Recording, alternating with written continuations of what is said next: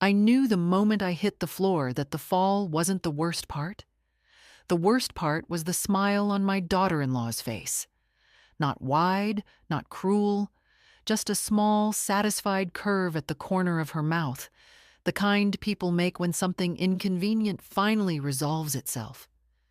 I saw it through the blur, through the pain in my hip, through the dull ringing in my ears, and as I lay on the cold wooden steps, the only clear thought I had was, so that's how little my life weighs in her eyes. I didn't scream. At 67, pain feels almost familiar, like an old neighbor that barges in without knocking. But humiliation, that one I never learned to tolerate. I tried to push myself up with my hands, but they trembled under me, useless. My leg refused to cooperate. My breath came out shallow. "Are you all right?" Melissa's voice floated down from the landing, too smooth, too calm. She didn't rush. She didn't kneel. She didn't even sound surprised, just curious, mildly amused. I need a moment," I managed to say, tasting dust. "Of course," she replied, tapping her nails lightly on the railing. The sound was steady, rhythmic, almost bored. These stairs really are dangerous. "We've talked about that, remember?" No, she talked about it.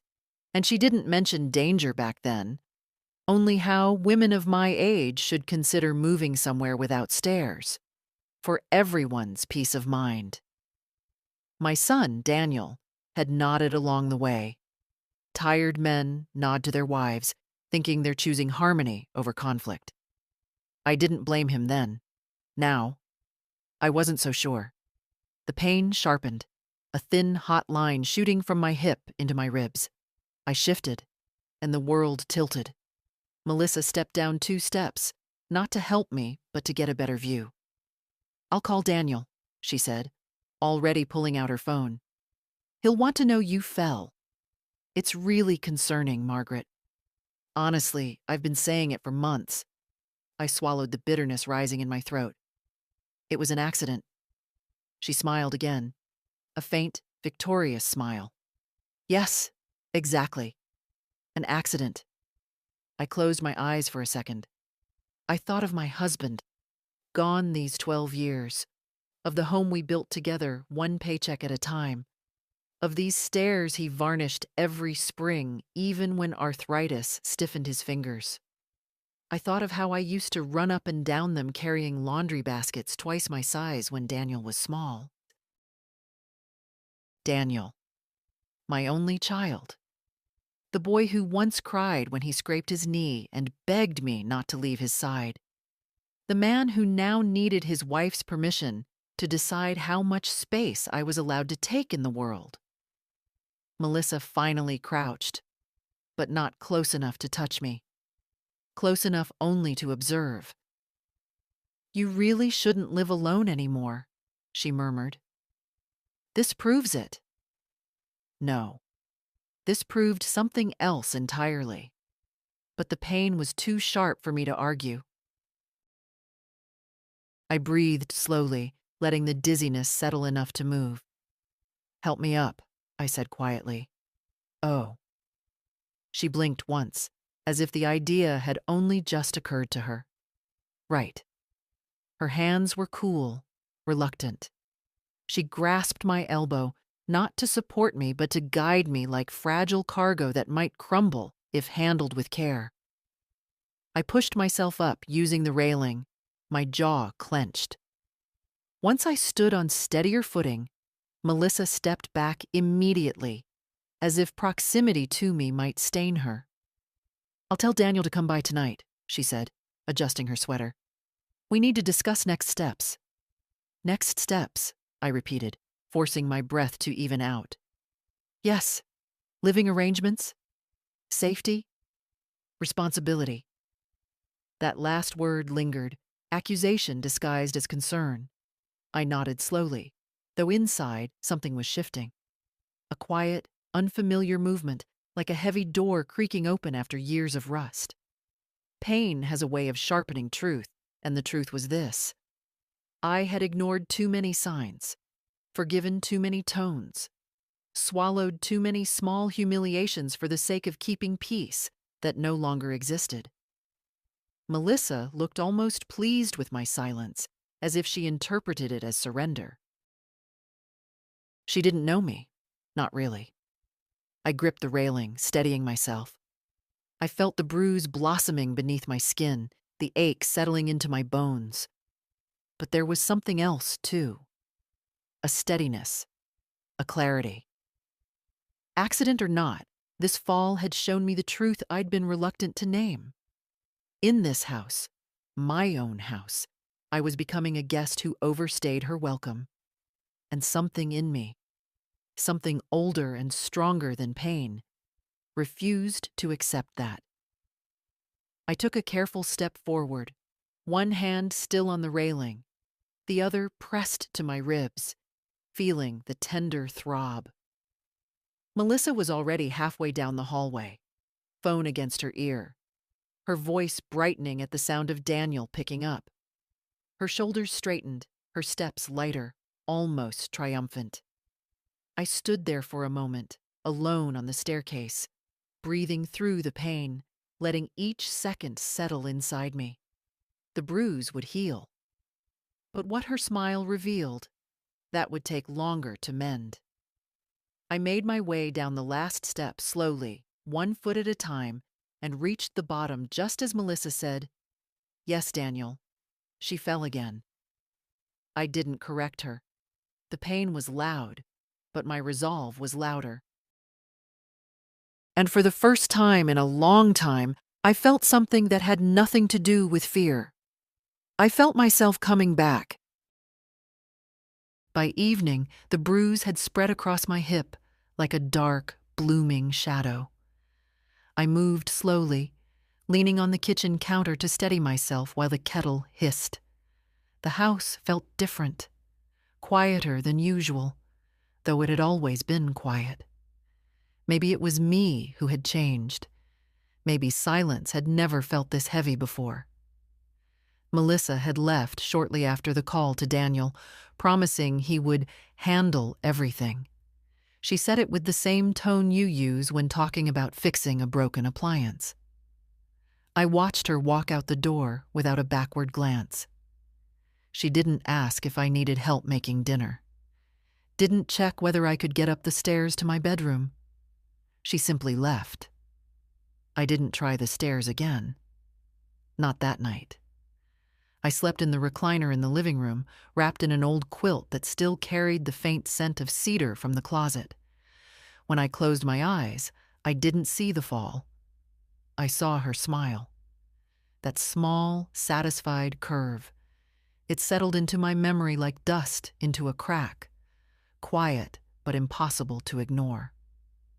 Daniel arrived the next morning, earlier than I expected. He didn't knock. He never knocked anymore. He walked in calling, "Mom?" As if I were the one intruding in his space, not the other way around. "I'm in here," I answered. He stepped into the living room, took one look at me, and let out a sigh that wasn't concern. It was frustration. "Why didn't you call me last night? I told Melissa to stay with you, but she said you insisted on being alone." I watched him put his hands on his hips, the way he used to when lecturing his children. "I didn't insist on anything, Daniel. She left because she wanted to go."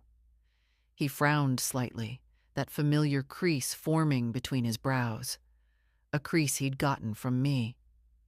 "Mom, please don't make this more complicated. Melissa said you were shaken up and didn't want anyone fussing. She was trying to respect your wishes." I didn't argue. I didn't trust my voice not to crack, and I wouldn't give either of them the satisfaction of seeing me shaken. Instead, I shifted, and pain shot up my side. Daniel finally noticed. "Let me see," he murmured, kneeling to look at my bruised hip. For a moment, he was the boy I remembered, The one who used to bring me dandelions from the yard and say they were special flowers for special people. But the moment passed quickly. "This isn't good," he said. "You're getting older, Mom. These falls, they're signs. You can't keep living like nothing's changed." "I had one fall," I said quietly. "No," Daniel corrected. "You had another fall. Melissa told me about the one last winter." "That wasn't a fall. I slipped on the doormat because you tracked snow inside." He blinked, caught between memory and the version Melissa had given him. Perhaps it was easier for him not to sort out the difference.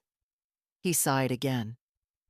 "Mom, Melissa and I just want what's best for you. This house," he looked around, as if seeing it for the first time, "it's too big, too old, too many hazards." "For whom?" I asked.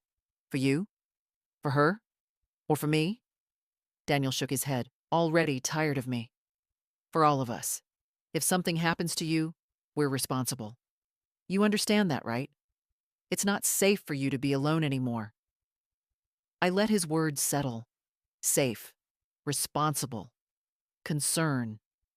They were familiar terms, ones Melissa used often, like a script she'd rehearsed. He continued, "Melissa and I have been looking at assisted living options. Places where you'd have help, where you wouldn't risk injuring yourself. There's one just 15 minutes away from our house. It's beautiful, really." The ache in my hip was nothing compared to the ache in my chest. "You've already been looking?" I asked softly. Daniel hesitated just long enough for me to know the truth. "We wanted to be prepared, that's all. Prepared. To move me. To remove me." I folded my hands in my lap to keep them from trembling. "Daniel, I'm not leaving my home." He looked at me with a mixture of pity and annoyance, the same way Melissa often did. "Mom, be reasonable. You're getting older. Things happen. You have to be practical." I wanted to tell him that practicality had raised him, that practicality had kept the lights on when his father died, that practicality had sent him to college, paid for his textbooks, helped with his first down payment. But I knew he'd forgotten all that. Not out of malice, out of convenience. "Let's just talk about it later," he said, standing. "I'll drive you to your appointment this afternoon. Melissa scheduled it." "My appointment?" "With the doctor. To assess your mobility and, well, everything." "Everything," I repeated. Daniel bent to kiss my forehead, but his lips only brushed the air inches above me. Then he hurried out, already on his phone with Melissa, reporting back like a man giving updates to his supervisor. When the door shut behind him, the house fell silent again. I exhaled slowly. The pain in my hip pulsed, steady as a clock. But beneath it, something else pulsed too, calmer, older, deeper. Not defiance, not anger, clarity. For the first time in years, I was beginning to see my life with the lights on. I reached for my cane, one I rarely used, and traced its smooth wooden handle with my fingers. My husband carved it for me when I turned 60. "For when you need a little help," he'd said. Not control, not supervision. Help. The kind that doesn't come with strings. I pressed my palm against the chair and slowly stood. Every movement hurt, but movement was still mine, my choice, my pace. Outside, a cold wind rustled the last of the autumn leaves. Inside, I felt the same shift, something loosening, something falling away. Not me, something around me. And though I didn't say the words aloud, I felt them clearly. This house is still mine, and so am I. The clinic smelled of disinfectant and old magazines, the kind that curl at the corners from too many anxious hands. I sat in the waiting room, while Daniel filled out forms at the counter, like a man arranging paperwork for a fragile shipment. He didn't ask if I wanted help. He simply assumed I needed it. Maybe that stung even more than the fall. A nurse called my name. I stood slowly, testing my weight on my injured side. The pain was sharp but familiar now. Something I could navigate. Daniel hovered behind me, one hand half extended, unsure whether to touch me or let me manage alone. Melissa had taught him that kind of hesitation. Dr. Chen greeted me warmly, though her eyes flicked to the bruise blooming beneath my skirt hem. "Let's start with the fall," she said, gesturing toward the examination table. "Tell me exactly what happened." I told her. I didn't embellish. I didn't accuse. I didn't mention Melissa's smile, though it tried to claw its way out of my throat. Dr. Chen examined my hip, pressed gently along the bone, and nodded. "It's a painful bruise, but no fracture. You were lucky, Margaret." Lucky. That word had never felt so heavy.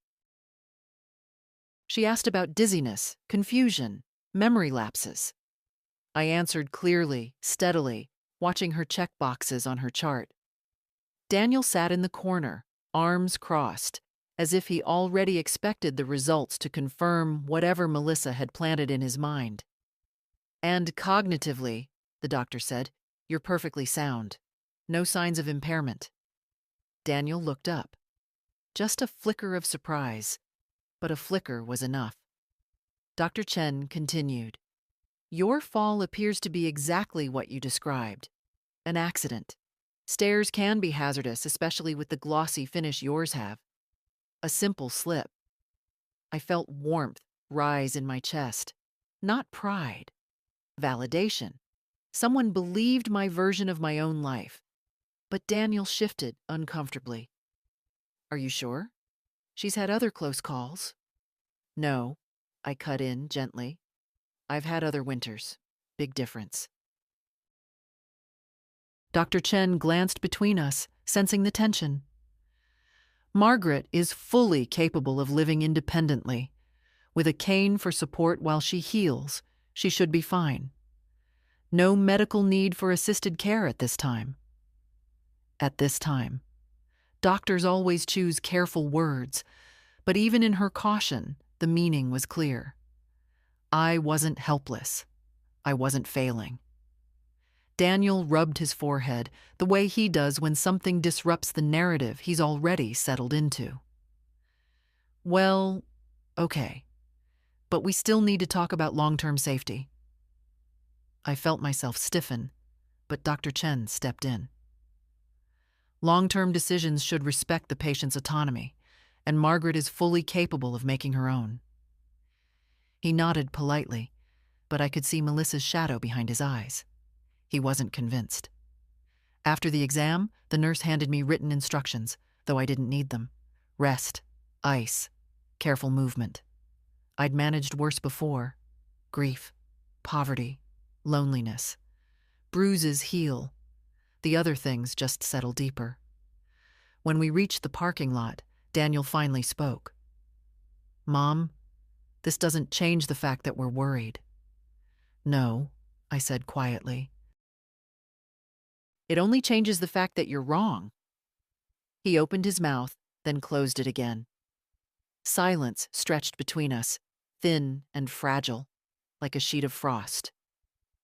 "I'll check on you tonight," he said, and I heard the unspoken Melissa told me to. "I'll be fine," I answered. He drove away, and I stood there for a moment, letting the wind cool the ache in my hip. The sky was gray, the kind of dull winter sky that never fully brightens. But strangely, I felt lighter than I had in days. Because someone had finally spoken the truth aloud. I wasn't losing my mind. I wasn't incapable.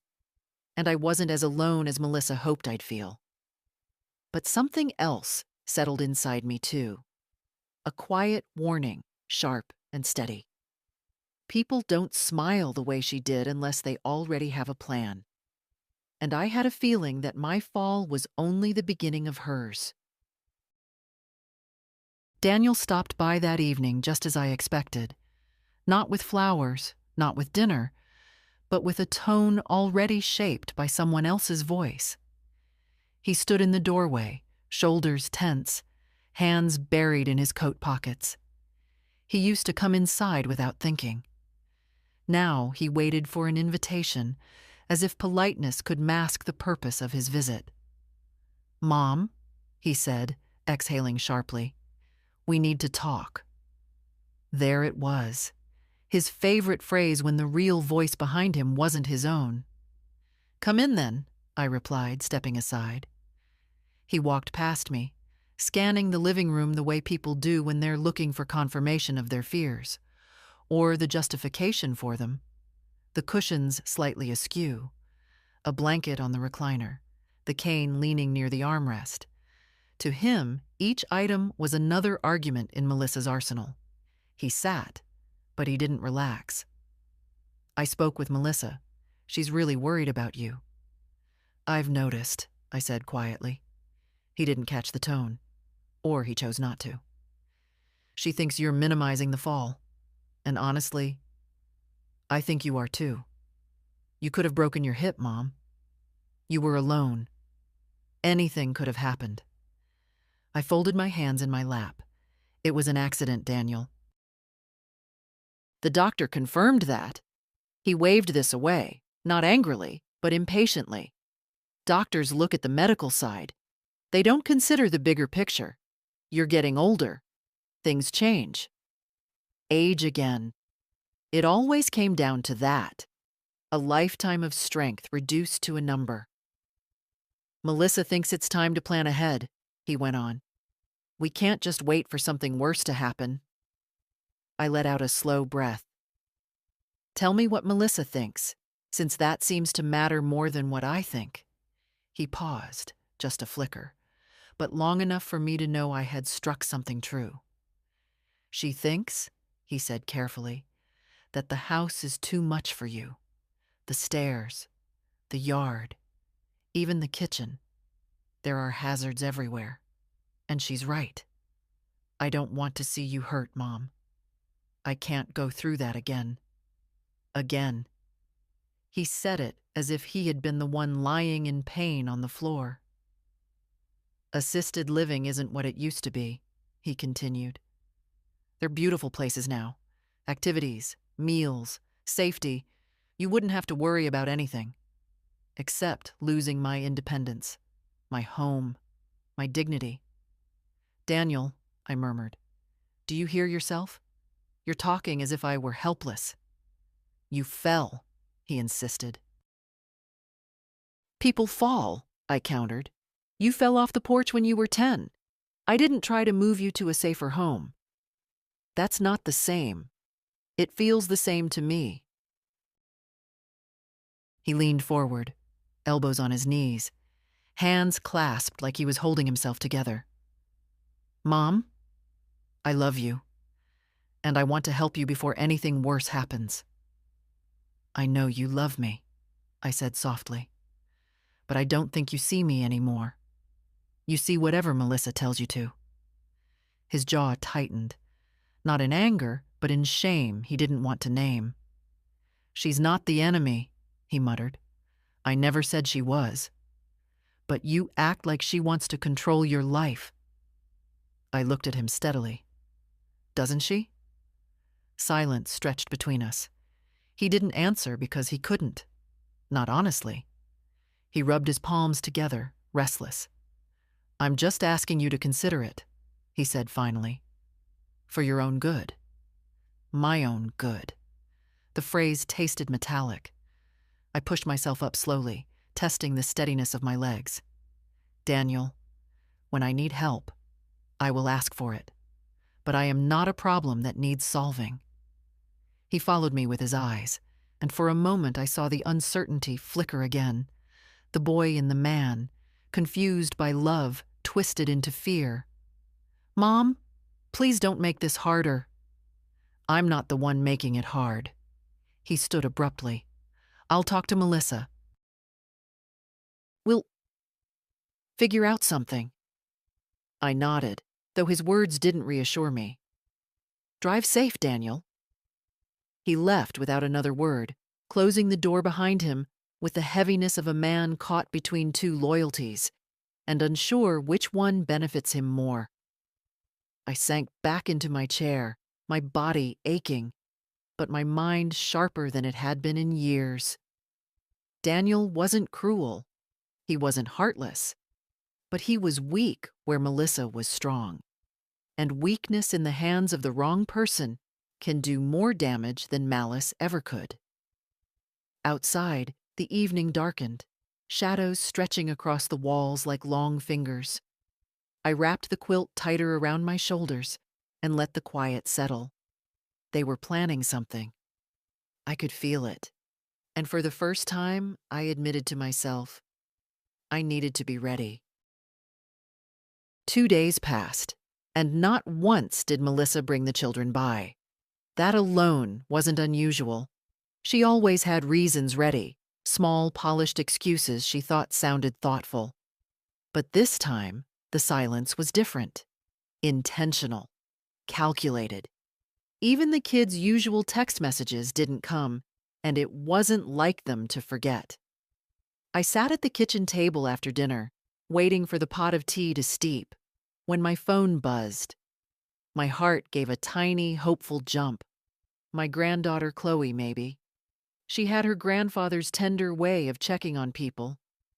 But the screen showed Melissa's name. We're keeping the kids home this week, the message read. They don't need to see you while you're still unstable after the fall. Unstable. That word hit harder than the staircase. I read it twice, then a third time.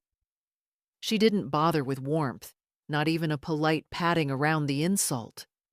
Just the blunt suggestion that I was unsafe to be around my own grandchildren. I typed slowly. I'm fine. The doctor cleared me. Then erased it. Melissa didn't write messages to discuss. She wrote them to define the situation. I set the phone down and inhaled deeply, letting the rising steam from the kettle ease the tightness in my chest. Outside, children laughed somewhere down the street. My window was cracked open just enough for the sound to float in. Light, careless voices. The kind that had once filled this house every Sunday afternoon. I'd always believed you could measure the health of a family by the sound of its children. Lately, mine were getting quieter. That evening, Daniel called, the conversation stiff and quick. Melissa thinks it's better to give you space while you recover, he said, as though the idea weren't absurd. I don't need space from the children. They'll come by next week, he replied, not committing to anything. Let's just take things slowly. Slow for whom? I asked. He didn't answer. When he hung up, I stared at the quiet phone in my hand, feeling something cold settle in my stomach. They were isolating me. A classic tactic. Distance the problem, then redefine the narrative around her absence. I had watched enough of Melissa's patterns to recognize when something was shifting into place. The next morning, wanting some air, I stepped onto the porch with my cane and eased myself down the steps. The sky was pale and cloudless, the kind of brittle cold that prickles the cheeks. As I made my way down the walkway, I heard a familiar voice call out. Margaret, is that really you walking around on your own? It was my neighbor, Audrey Bennett, a widow in her 70s with a sharp gaze and a sharper tongue. She crossed the street toward me, grocery bag in hand. I heard about your fall, she said. Melissa told Patrice at the salon. Sounded like she made it seem a lot worse than it was. I snorted softly. I'm fine. Just bruised. Audrey studied me for a moment, narrowing her eyes. You look steady enough. Better than Melissa described. Of course she did. Melissa had a way of painting pictures with just enough truth to hide the intention behind them. "She's been very insistent," Audrey went on, lowering her voice. "Told Patrice she's worried you can't manage anymore, that Daniel's under a lot of stress because of you." Stress. Another word that didn't belong to me, yet was suddenly pinned onto my shoulders. I thanked Audrey and made my way back inside, once the cold began to seep through my coat. Her words stayed with me long after I settled into my chair. By late afternoon, I started noticing another change, small but unmistakable. Messages from my grandchildren that normally came daily didn't. Chloe always sent me photos of her drawings. Evan liked to show me whatever Lego monstrosity he'd built. Nothing. I opened our group chat. The last message was mine, 2 days ago, a simple good night. No replies. Children don't stay silent on their own. Someone instructs them. I pressed a hand against my ribs, not from physical pain, but from the ache of something older, something that comes when people you love begin quietly turning away from you. As evening approached, Melissa sent another message, this time with the precision of a woman laying bricks for a future argument.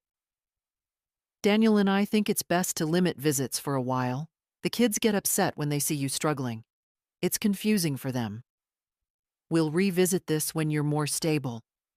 Stable again, as if I were a table with loose legs. I put the phone face down on the counter. The house felt unfamiliar. Same furniture, same walls, same blankets folded neatly on the back of the sofa. But it didn't feel like mine tonight. Not fully.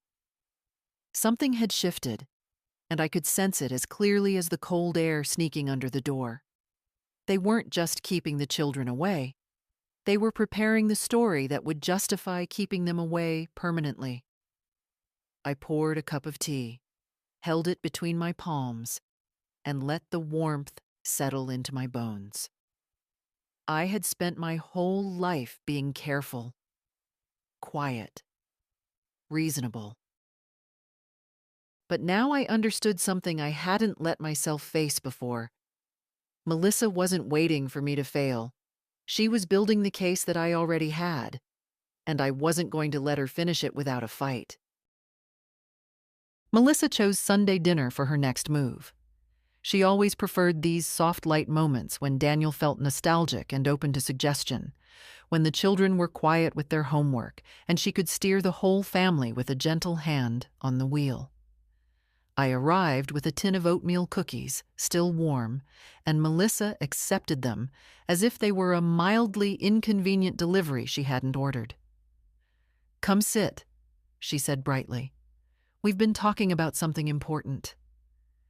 Daniel gave me a small smile, apologetic, tired, already defeated. It told me the conversation had begun long before I walked through the door. We sat at the table. Chloe and Evan were sent upstairs to finish their reading, though they were already done. Melissa didn't want witnesses. She poured herself water with an air of ceremony, then folded her hands. "Margaret," she began, "we've had a thought about how to make things easier for you." Whenever she said for you, she meant for us. I waited. "These last couple of weeks have shown us how fragile things can become," she continued. "Illness, falls, unexpected issues. It's a lot for one person to manage alone." "I'm managing," I said. She smiled like someone indulging a stubborn child. "Of course you are. But Daniel and I feel it's time to think responsibly about your future. We want to lighten the burden on you." Daniel cleared his throat. "We don't want you to worry about bills or paperwork or, well, anything that could slip through the cracks." There it was. They always approached it slowly, like wading into cold water. Melissa leaned forward, eyes soft with rehearsed concern.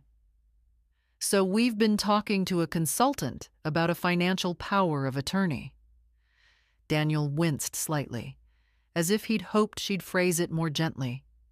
Melissa continued smoothly. It would let Daniel handle your accounts, your decisions, your home maintenance, everything. You wouldn't have to stress about managing things anymore. I'm not stressed, I said quietly. Melissa waved this off. Everyone gets stressed, Margaret. Daniel's just better equipped now. And this fall, well, it tells us we shouldn't delay important decisions. I watched her carefully. Everything in her posture was relaxed, but her eyes were alert, calculating. She had been waiting for this opening for years. My fall had given her the perfect wedge. Daniel finally spoke. Mom, it's just a precaution. It doesn't mean you're incapable. It's just so we can help. And what would you do with that authority? I asked. Melissa answered before he could. Exactly what you'd want. Pay your bills. Maintain the house. Handle emergencies. And eventually, when the time comes, make arrangements for a safer living situation. Eventually. When the time comes. Words as soft as velvet covering the hard shape underneath. I sat back, folding my hands slowly, deliberately. You want control of my home. Melissa didn't blink. We want stability for everyone, and frankly, Margaret. Daniel is stretched thin, trying to keep up with your needs. Daniel looked down at his plate, guilt and discomfort warring across his face. You asked me to consider assisted living, I reminded them. Melissa nodded. Just consider. And the power of attorney would allow Daniel to handle the transition when you're ready. You won't have to worry about paperwork. It's an act of love, Margaret. Love. She used that word like seasoning, sparingly, only when it served her dish. I looked at Daniel. Do you think I'm incapable of managing my own life? He hesitated. Too long. I think. It's harder for you now. And what part is harder for me? Speaking, thinking, paying my bills, or simply disagreeing with your wife? Melissa stiffened, but only slightly. This isn't an attack, Margaret. We're trying to help you before things get worse. Worse? I asked. Or less convenient? Her lips pressed into a thin line. Daniel shifted, caught between us. I stood slowly, leaning on the table for balance. Thank you for dinner, but I'll keep my decisions and my home for myself. Melissa's voice sharpened, barely disguised under sweetness. You're making this harder than it needs to be. I met her eyes, calm as stone. Not for me. I turned toward the door. Behind me, the room stayed painfully silent. It was the silence of a plan interrupted, not abandoned. I didn't plan to tell anyone, not out of shame, but out of exhaustion. Some battles feel too old to speak aloud. But life has a way of placing the right person in your path when you most need them, even if you don't realize you need anyone at all. It happened on a Tuesday morning. I was trimming the dead stems off my rose bushes, moving slowly but deliberately, when I heard a familiar voice calling from the sidewalk. Margaret? Are you out here ruining those poor roses again? It was Ruth, my oldest friend in the neighborhood, 74, blunt as sandpaper, and loyal in a way few people ever are. We'd shared coffee, secrets, and the quiet misery of widowhood for years.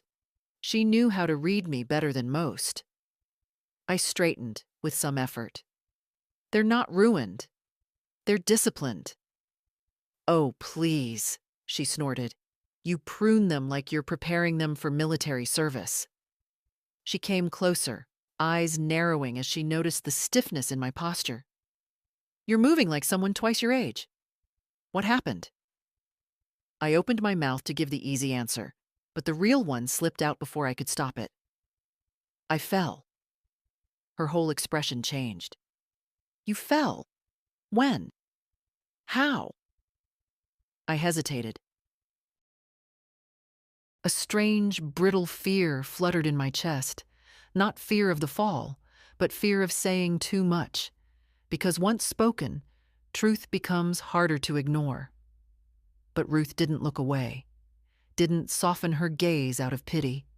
She simply waited, arms crossed, ready to fight whatever enemy I named. So I told her. Not everything. Not Melissa's smile. Not the power of attorney talk.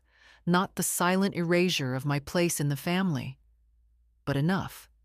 Enough for her to understand something was wrong. When I finished, Ruth let out a low, sharp breath. And Melissa just watched you fall? It was an accident, I said quickly. She didn't cause it. But she enjoyed it, Ruth countered. I can hear it in your voice. I didn't deny it.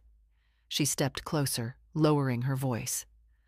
Margaret, I've been waiting years for you to see what that woman is.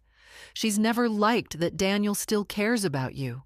And she wants control of him, of the money, of everything with your name on it.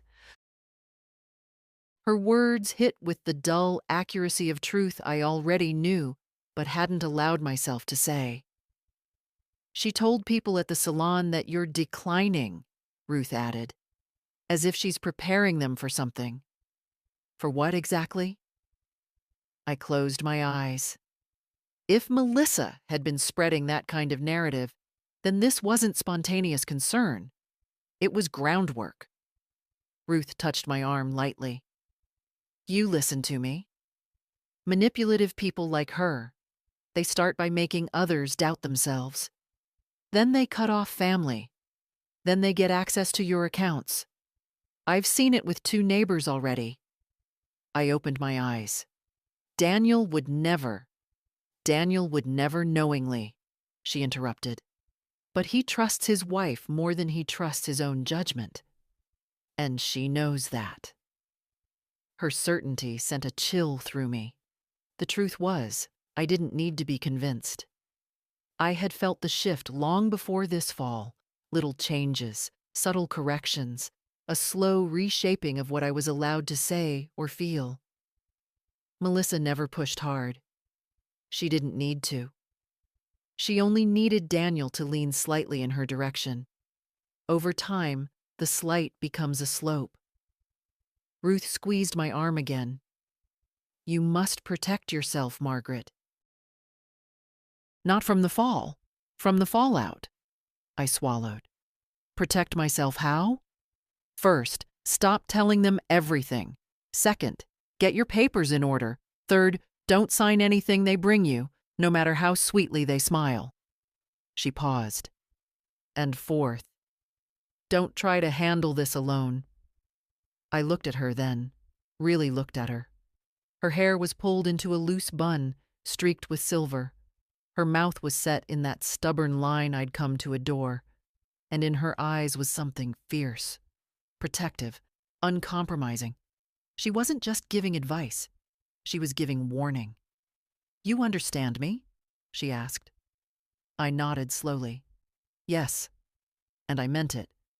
Because for the first time since the fall, I realized something important.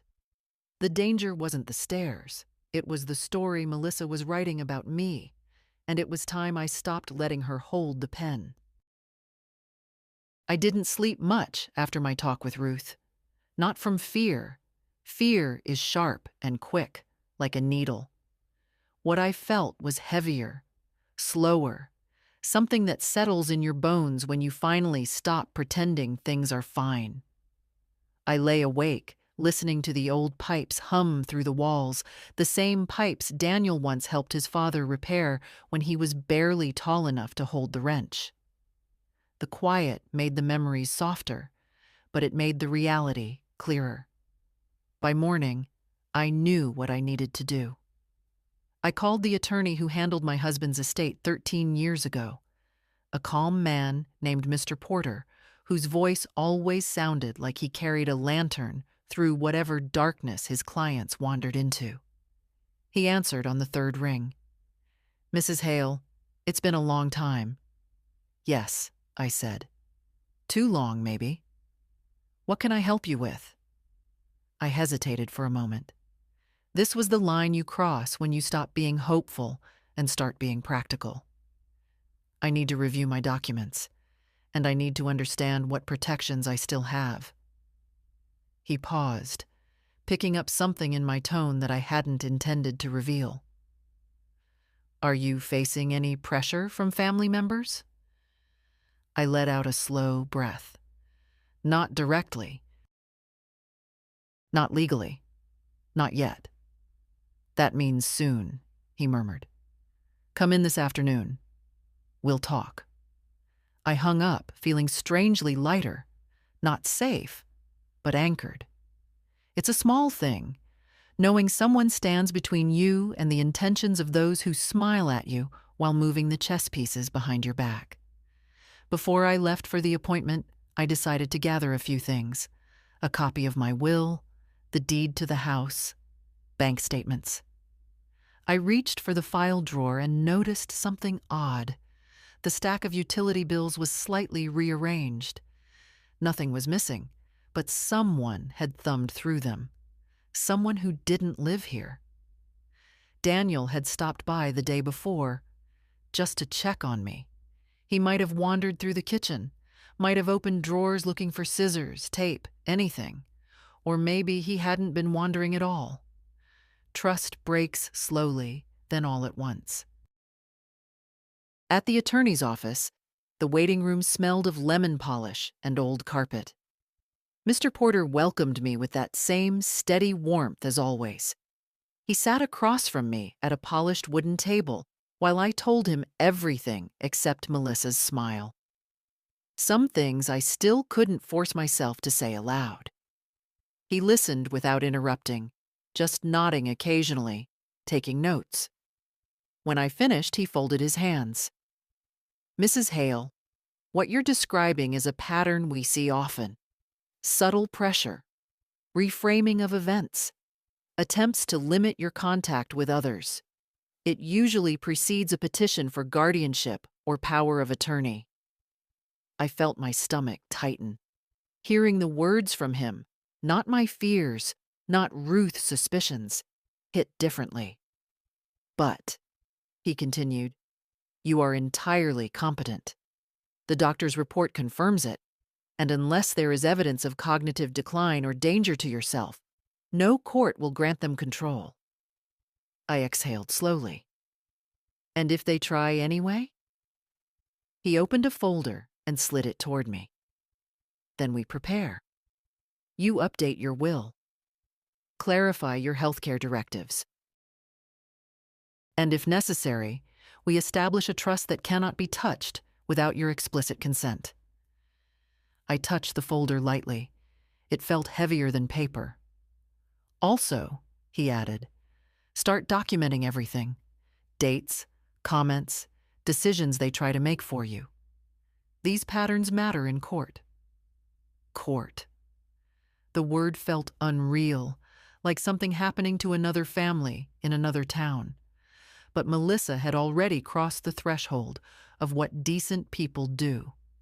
And Daniel, my sweet boy with the scraped knees and the dandelions, walked behind her with his head down, trusting the hand that led him. Before I left, Mr. Porter said one last thing. You're not alone in this, and you're not powerless. The words settled into me like warm stones. On the way home, the sky was the color of tin, low and heavy. I walked into my house, and closed the door behind me. For the first time in weeks, I didn't feel like a woman standing on the edge of something dangerous. I felt like a woman preparing. I didn't go digging for evidence. I wasn't hunting for secrets or trying to catch anyone in a lie. At 67, you don't go looking for trouble. Life hands you enough without asking. But sometimes truth arrives quietly, without warning, like a letter slipped under the door. In my case, it arrived as a voice. It happened on a Thursday afternoon. I'd misplaced my reading glasses, again, and went searching through drawers in the hallway cabinet. At the very bottom, beneath a stack of old receipts and batteries that probably no longer worked, I found a small digital recorder. I hadn't seen it in years. It belonged to my husband once. He used it to record notes when he was repairing things around the house. I held it for a moment, remembering the warm rumble of his voice. Out of habit more than curiosity, I pressed play. The first few seconds were static.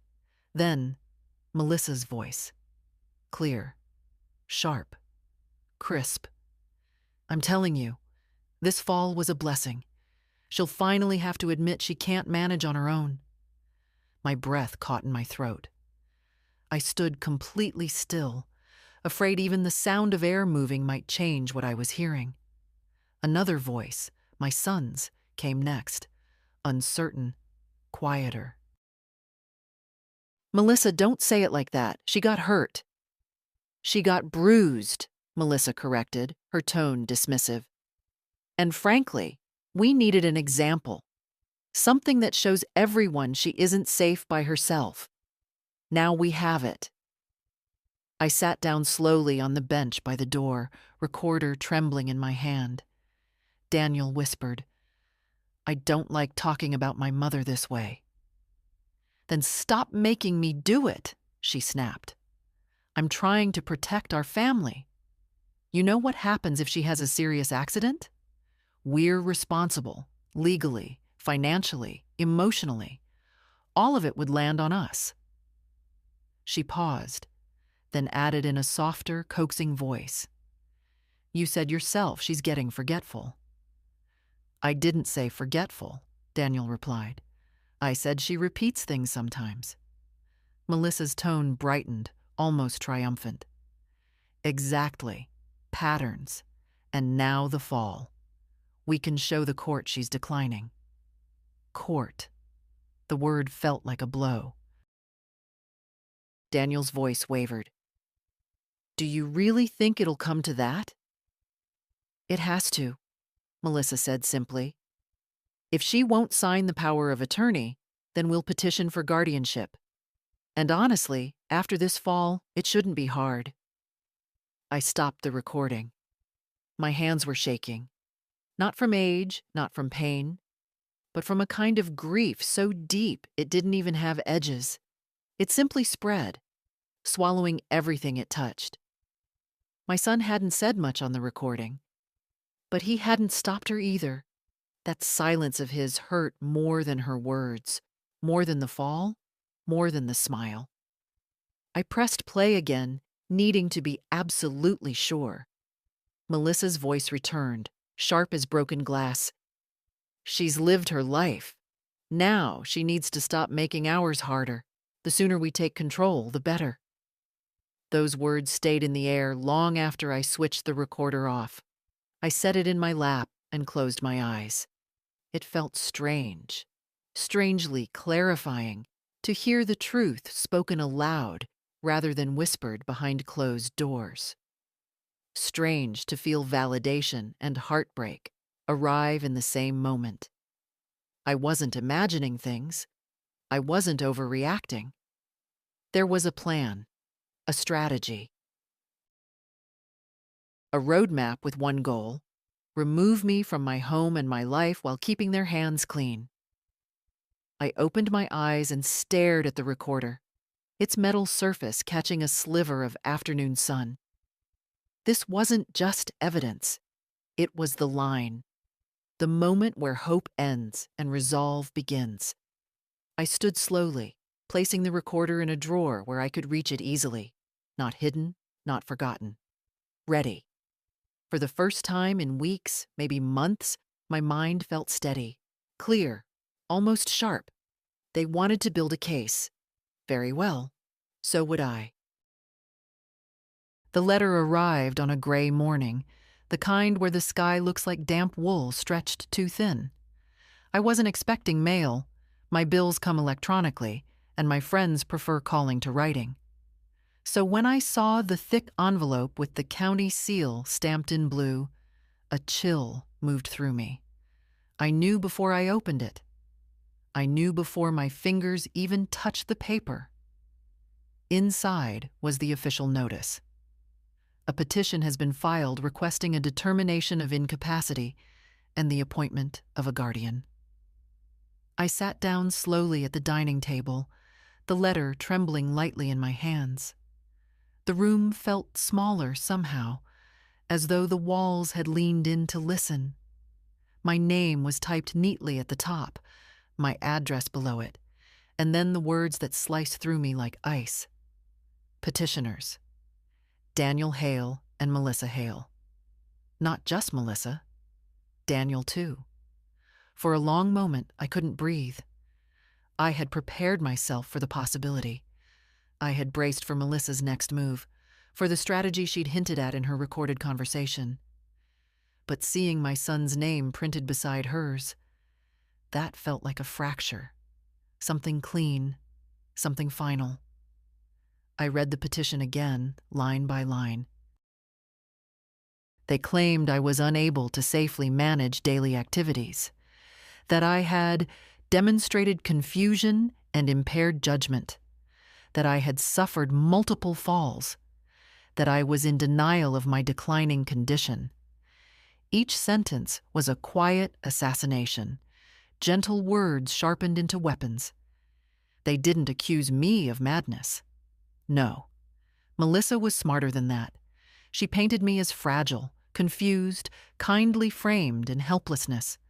A woman who needed saving for her own good, the kind of story courts like. But I wasn't helpless, and I wasn't alone. I folded the papers and placed them deliberately on the wooden table. Then I called Mr. Porter. His voice was steady, but I heard the tension beneath it when I told him what arrived. They moved quickly, he murmured. This means they believe they can convince a judge without resistance. Well, I said, they'll have resistance. He didn't pretend optimism. He respected me too much for that. We'll need to respond immediately. You'll attend the hearing. Bring the medical report. Bring the recorder. Bring anything that shows you are managing your life independently. I closed my eyes. I never thought it would come to this. No one ever does, he replied gently. But guardianship petitions are often less about care and more about control. Control? Exactly the word I had been avoiding, even as the truth circled me like a hawk. After hanging up, I sat for a long time without moving. The house was quiet, too quiet, the kind of silence that feels like a question. Did Daniel truly believe I needed this? Or did he simply believe Melissa needed him?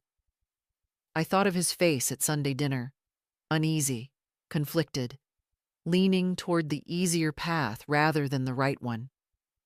Melissa didn't need him to be cruel. She only needed him to drift. He drifted straight into this petition. The clock on the wall ticked softly, steady as a heartbeat. Outside, the neighborhood children ran past the window, shouting and laughing, their energy careless and alive. Life continued while mine was being quietly redrawn. But I didn't feel defeated. Not now. The fall had frightened me. The smile had hurt me. But this petition, ignited something I hadn't felt in years. A kind of fire that comes when you realize someone is trying to erase you politely. I stood, slowly but steadily, and placed the letter in a folder beside the recorder. Evidence. Proof. Pieces of the truth they hoped I would never gather. As I closed the drawer, my reflection caught in the glass. Lined face, silver hair, eyes sharp with clarity. I wasn't the frail woman they were describing, and I would not go quietly into the world Melissa was trying to build for me. If she wanted a court to decide my future, then I would make sure the court heard my voice, not her smile. Preparing for a court hearing at 67 is not something you ever imagine doing, at least not against your own child. I moved through the days with a strange mix of calm and heaviness, like walking underwater. Yet beneath it all, there was a steady line of steel forming inside me, a line I didn't know I still possessed. Mr. Porter worked methodically. "Everything must be documented," he said. "Facts, not emotion." He didn't need to remind me. Emotion was the one thing Melissa was counting on, to make me look unstable, reactive, fragile. So I kept my voice steady and my steps careful, even when the bruise still ached in the mornings. We spread the documents across his desk. The medical report stating I was cognitively sound, photographs of the staircase, perfectly intact, bank statements showing bills paid on time, my planner, filled in every day with neat handwriting, and finally, the recorder. The moment he pressed play, the room changed. Melissa's voice filled the air, smooth, calculating, confident in its cruelty. Daniel's hesitant replies, his silence, the quiet surrender in him that she wore like jewelry. When the recording ended, Mr. Porter exhaled. "This," he said, tapping the device gently, "is your anchor. If Melissa intends to paint you as incapable, this will show the court her intent. Control, not concern." I nodded, but my throat was tight. Hearing Daniel's voice again in that conversation, not just agreeing but allowing, felt like losing him twice in one lifetime. "When the judge hears this," he continued, "the petition will crumble." I wanted to believe him, truly. But I had lived long enough to know people cling to the stories they want to be true, even when confronted with facts. Melissa wanted a helpless version of me. Daniel wanted peace in his marriage. Neither wanted the real woman I still was. That evening, I walked home slowly. The winter air was sharp, waking my senses with each breath. When I stepped inside the house, I paused. The quiet didn't smother me this time. It steadied me. This was my home, my walls, my floors, my history. I wouldn't give it up to someone who had never loved it. I pulled out a notebook Ruth had given me years ago, floral cover faded at the edges, and I wrote. Not feelings. I didn't need a diary. I wrote facts. Dates. Words Melissa used. Moments when Daniel looked away instead of standing beside me. I wrote until my hand cramped. By the time I closed the notebook, the first page nearly full, I felt something shift inside me. This wasn't just defense. This was reclaiming myself. Later, I called Ruth. She didn't ask how I was. She simply said, "When is the hearing? I'm coming with you." I smiled into the phone. "You don't have to." "Don't insult me," she replied. "I'm not letting you walk into a room where people try to dismantle you without someone in your corner." For the first time in weeks, warmth flooded me. Not safety, not comfort, but loyalty. A rare thing in old age. A rare thing in life. After we hung up, I went to the kitchen to make tea. As the kettle warmed, I caught my reflection in the dark window. A woman standing straight, shoulders squared, eyes still bright despite everything. The machine Melissa wanted to portray, a fragile, fading shadow, did not match the woman I saw. The hearing was days away. But I already knew one thing with absolute certainty. They were going to see me clearly. All of them, whether they wanted to or not. Courtrooms have their own kind of cold, not the sharp cold of winter air or the heavy cold of a lonely house. This was a quiet, polished cold that seeped from marble floors and stiff-backed benches, from the weight of rules and judgment. Ruth walked beside me, her arm looped through mine, steady as a handrail. Mr. Porter met us at the entrance, briefcase in hand, eyes clear and focused. "You ready?" he asked. I wasn't. No one is ever ready to hear their child argue that they're unfit to live their own life. But I nodded anyway. Some things you face because turning away would break something even more important than your pride. Inside, Daniel sat on one side of the room, Melissa beside him, impeccably dressed in soft beige, a color chosen to convey kindness, neutrality, concern. She glanced at me with a small, professional smile. Daniel didn't meet my eyes. The judge entered. A woman with silver hair pulled tightly back, her face lined with the kind of experience that doesn't tolerate theatrics. She called the room to order, and Melissa straightened, ready to perform. Their attorney spoke first. He described me as a lovely woman entering a stage of vulnerability, using a tone usually reserved for reading bedtime stories. He referenced the fall, the supposed confusion, the growing difficulty of managing my affairs. As he talked, Melissa nodded at every line, placing a sympathetic hand on Daniel's arm. Daniel sat very still. Then it was their turn to speak. Melissa rose. Her voice trembled, artfully, deliberately. "We adore Margaret," she began. "She means so much to our family. But her health has been declining. She forgets things. She puts herself at risk. We're terrified something terrible will happen if we don't intervene." She spoke with such conviction that someone who didn't know her might have believed every word. The judge took notes, expression unreadable. Then Daniel stood. He wasn't a good liar. His voice wavered, his hands fidgeted. "Mom has always been strong," he said. "But lately, it seems harder for her. She fell. Twice. She mixes things up sometimes, and I just want her safe. We both do." He finally looked at me. For a moment, I thought I saw a flicker of doubt, maybe even regret. But it vanished under Melissa's approving smile. When the judge turned to me, the room felt impossibly still. "Mrs. Hale," she said, "you may respond." I rose slowly, using the cane not because I needed it, but because I refused to make my steadiness look like defiance. I wanted truth, not dramatics. "Your Honor," I began, my voice calm. "Getting older is not the same as losing oneself. I had one fall. The doctor confirmed it was an accident and that I'm fully competent. I pay my bills. I manage my home. I take care of myself."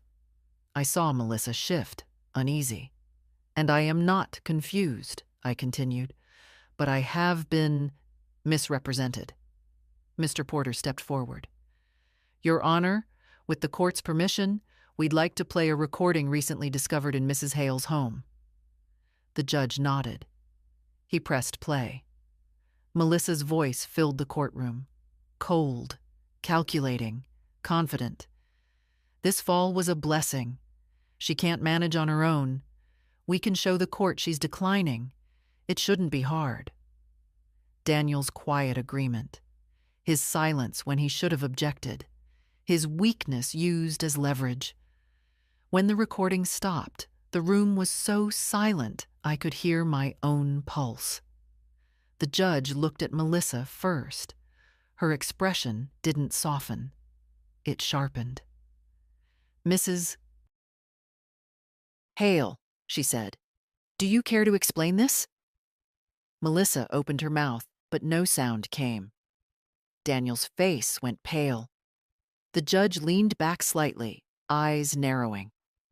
"This recording suggests intent not to protect, but to control, and possibly to manipulate the court." She glanced at me then, directly, respectfully. "Mrs. Hale, thank you for your clarity today." My hands trembled just slightly, but I kept them folded. For the first time since the fall, I felt the ground beneath my feet steady itself. The truth was no longer just mine. It was in the room now, and it was loud. Judges don't raise their voices when they're truly displeased. They grow quieter, more precise. The judge that morning spoke with a calm so sharp it felt like a polished blade. "I am denying the petition for guardianship," she said, her gaze fixed on Melissa first, then on Daniel. "The evidence presented shows no basis for claiming Mrs. Hale is incapacitated. In fact," she tapped the papers before her, "the medical report and recorded conversation suggest the petition may have been motivated by something other than concern." Melissa's lips parted, but no sound escaped. Daniel looked like a man who'd taken a step onto ice that cracked beneath him. The judge continued. "Mrs. Hale is competent. She is capable. She is maintaining her home and affairs. This court will not remove her rights." My cane rested lightly against my hand. I didn't lean on it. I stood tall, steady, not triumphant, simply present. "Furthermore," the judge added, "this court is deeply troubled by the recording." Her eyes narrowed at Melissa. "It suggests deliberate manipulation and an intent to mislead. Guardianship petitions are not tools for convenience or control." Melissa swallowed hard, a tiny flicker of fear crossing her face. Daniel shifted beside her. I could see the shame blooming in his expression. Slow, dawning, painful. The kind of shame that comes when you finally see the cost of your silence. The judge turned to Mr. Porter. "Mrs. Hale maintains her rights in full. Should further petitions be filed without substantial justification, this court may consider penalties." I hadn't realized I was holding my breath until that moment. It left me slowly, like air escaping from a long-sealed room. "Mrs. Hale," the judge said, softening just slightly, "you've shown admirable clarity today. Take care of yourself, and take care with whom you trust." I nodded. "I will, Your Honor." The gavel struck. The echo rolled through the courtroom like a quiet storm breaking. As people began to rise, Melissa grabbed her purse with stiff fingers. Her polished composure had cracked. Not shattered, but cracked enough for truth to seep through.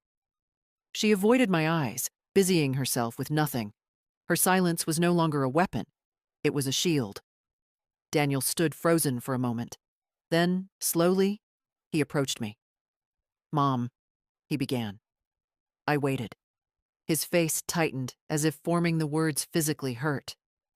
"I didn't know she said those things. I didn't know she meant it that way." But he had known enough. Or he should have. "You signed the petition," I said gently. He closed his eyes, exhaling, like a man realizing he'd lost something he didn't mean to gamble. "I thought we were helping you. I thought Melissa said it was the right thing, that you'd be safer." "She said many things," I replied. "You listened to all of them but mine." He flinched, not from the volume, but from the truth. "I'm sorry," he whispered. And for once it sounded real, raw, unpolished. But apologies don't undo signatures, or silence, or years of slow erosion disguised as concern. Ruth appeared at my side, her hand brushing my arm. "Ready to go home?" she asked. I nodded. Home, my home, still mine. As we walked toward the exit, I didn't look back at Daniel and Melissa. Not out of spite, out of understanding. There are moments in life when you finally see people clearly. Not the people you hoped they were, but the people they chose to be. I stepped into the hallway, the air warmer than the courtroom, and felt something inside me settle. Not victory, not bitterness. Just certainty. They had tried to take my voice. But today, it had carried further than their lies ever could. And that was enough. In the days after the hearing, the house felt different. Not larger, not brighter. Just mine again. As if the walls had been holding their breath along with me and were now slowly exhaling. I moved through the rooms with a steadier step, my cane tapping lightly on the floorboards, the sound no longer a reminder of weakness, but of ownership. I spent the first morning doing something small, yet strangely symbolic, opening the curtains in every room. Sunlight spilled over the furniture, touched the old photographs, warmed the places that had felt cold for too long. For the first time in months, I didn't feel watched or measured. I felt present. Ruth visited, carrying lemon muffins she insisted were medicinal. She settled at my kitchen table, eyeing me the way a general inspects a soldier after battle. "You look taller," she said. "I feel lighter," I admitted. She nodded, satisfied. "Good. Just don't let them slip back in with softer tactics. People don't give up control because a judge scolds them." I knew she was right.